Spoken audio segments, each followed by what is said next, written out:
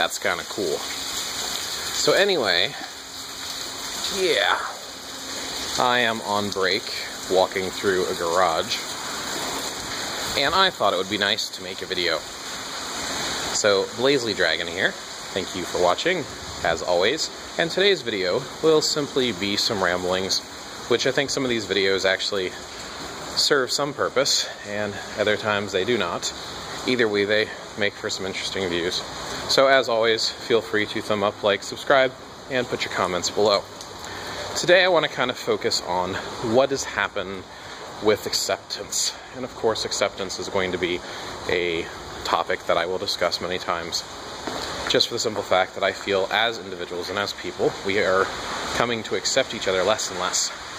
And I'm not sure why. And actually, I don't even know if it's less and less. The more I think about it, I think that people just stopped accepting each other in general. Since age before time, I guess, however you want to word it, I think that it's always been part of society to be unaccepting of things that are different and out of the norm. I think people fall into their normal routines, and when they find things that stand out or are different, they are always going to be complaints. Ooh, water dodge.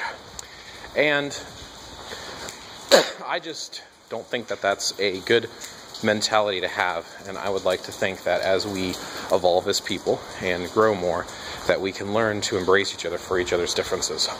I mean, there's always going to be disagreements, and I think that that's normal, and I think that it's pretty normal for people to have their own opinion, obviously.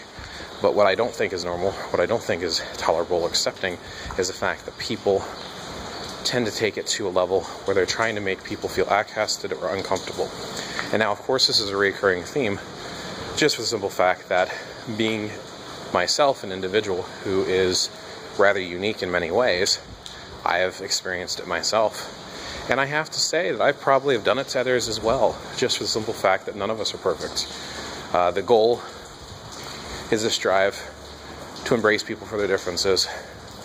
But I think that at certain points, when people are interfering with your own personal life or society, people are going to tend to step in. I just think the question comes down to, when is it acceptable to step in? And this can go anywhere from religion, spirituality, style of dress, where you live, cultural things, language. And like I said, I've covered this in past videos to one degree or another. The sun, I'm melting! But I would like to cover it again in this video.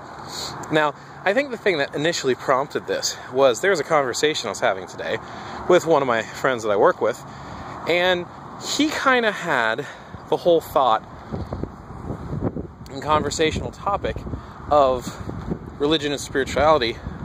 I guess, see, I don't even know if he brought it up. I think actually I brought it up. I think I was talking about a couple situations I had been through, and we were discussing, and this individual is monotheistic. I want to say he is Baptist? Protestant? I don't know. I'm sorry. Bad friend. Can't remember. But essentially the whole point was that as we were talking about this, I was talking about how many of the individuals that are along the lines of polytheistic or pagan or heathen, however you choose to word it, they seem to be outcasted.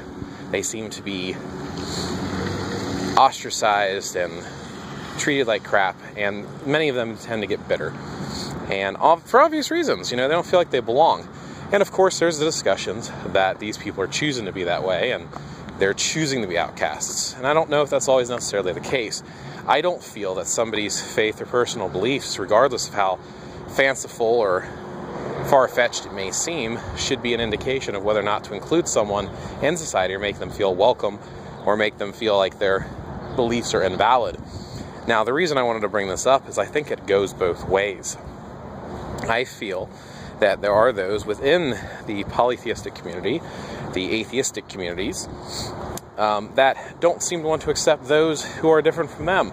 They want to place blame, like, oh, well, this person made me feel like an outcast, this person ostracized me, and they talk about how horrible their experience was without actually seeing that they are in fact doing the same thing.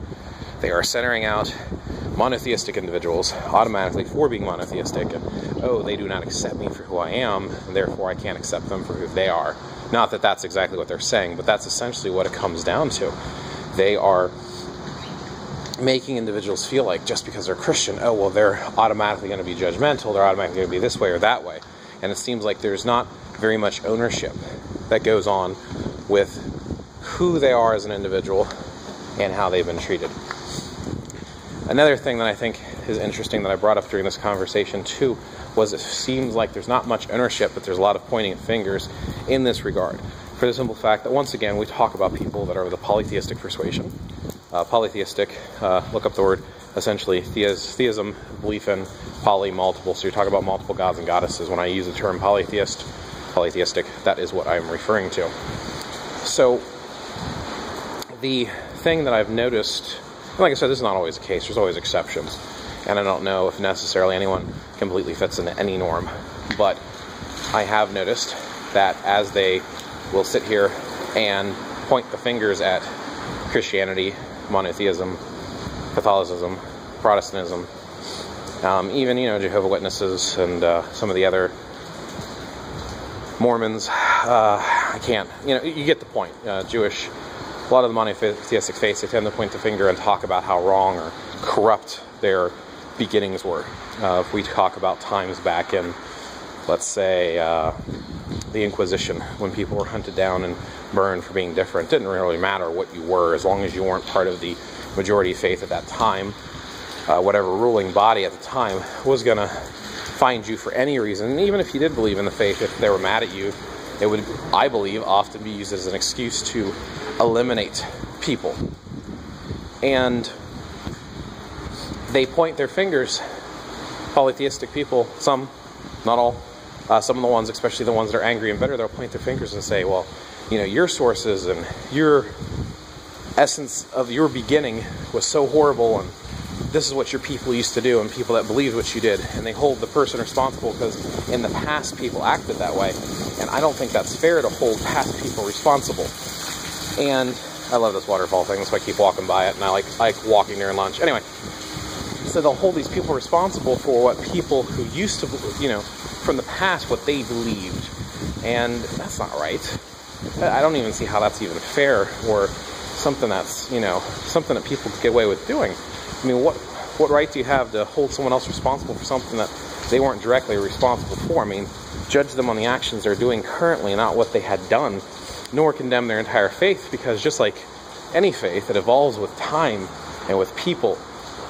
And as it gets passed down and taught in new parts, it evolves and becomes different.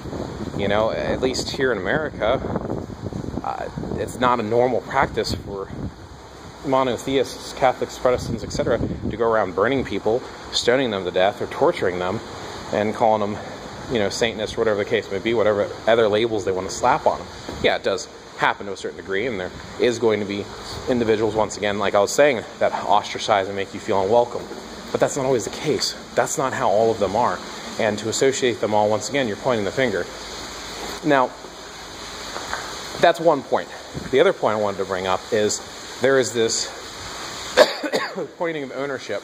Hey, this is the origin. A very popular statement is talking about how Christianity has pagan DNA, just due to the fact that a lot of the holidays are essentially polytheistic holidays. It's like, oh, well, you got your Christmas from our Yule, and you got your Easter from our Ostra. And, of course, this is only talking about one form of polytheism. And this is talking about, of course, one form of monotheism. And, of course, I'm sure there's a couple that also apply to this as well. However, not every single polytheists do what's called the Wheel of the Year. Not every single monotheistic faith is going to do the same holidays, obviously. As an example, in Judaism, they don't do Christmas, as an example. Now, once again, there's this finger pointing going on. There's, you're responsible, and pointing out, hey, this is what's wrong. But there's no ownership. No one looks back to where polytheism began, where its roots were. They don't want to own up to things that were practiced in the past. And likewise, those of the monotheistic faiths that pointed out try to hold the individuals who are current responsible for actions of the past. So, because people of the past did it, therefore, you're going to be held responsible for it. And to me, that is something that is unfair. To hold someone, once again, responsible for something that people in the past did just doesn't make sense. Likewise, the polytheistic faiths have evolved with time. as, evolved with people and people who looked at it. So, let's look at some of those origins, and let's look at some of those things. They want to point out about, inquisitions and discrimination that happened with the monotheistic faiths. Well, let's look at some of the things that happened with the polytheistic things, such as animal and human sacrifice, which, by the way, was not unique to polytheism, which also practiced in monotheism. If you look at Jesus being, the Lamb of God, the ultimate sacrifice, because they used to actually sacrifice animals even in monotheistic faiths. There was, these times where they did these things that were pretty barbaric, but this was ancient people's culture in general. Likewise, the origin of these religions, you can say all you want that they have pagan DNA and polytheism and all this, come from, all these modern religions come from this ancient polytheism, but in fact it's ancient culture as people as a whole. It's from people. It was a cultural thing. It wasn't necessarily even a religious thing to begin with. Even the names that you put on it, winter solstice was winter solstice. People's general practiced it. So just because they changed it, some people changed it into Christmas, doesn't mean they stole it from the pagans per se. It belongs to people as a culture. It belongs to there's certain areas of the world, certain tribes, etc. So again, let's try to do acceptance of each other as individuals. People follow and believe and practice and worship the way that they do because it feels right to them. And if they're not hurting you, let it be. Let it be. I don't understand this necessity to continuously fight and to argue and to make other people's lives a living hell, essentially, because of something that you personally disagree with. I just don't get it. And at the same time, if you're going to point fingers, own up to things that could be pointed right back at you as well, and look at people for who they are and what they're currently doing. And at the same time, even with that, everybody deserves a second chance. If somebody is doing something that seems corrupt or wrong or harmful, in time people can improve and become different people. So they should have that chance to move on. And it seems like people hold grudges too much anymore. There's so much negativity, snowblindness. There's so much negativity and hurtfulness and hurt feelings. And I just think that we as a people on a whole, I'm sinking. Great, now my shoes are wet.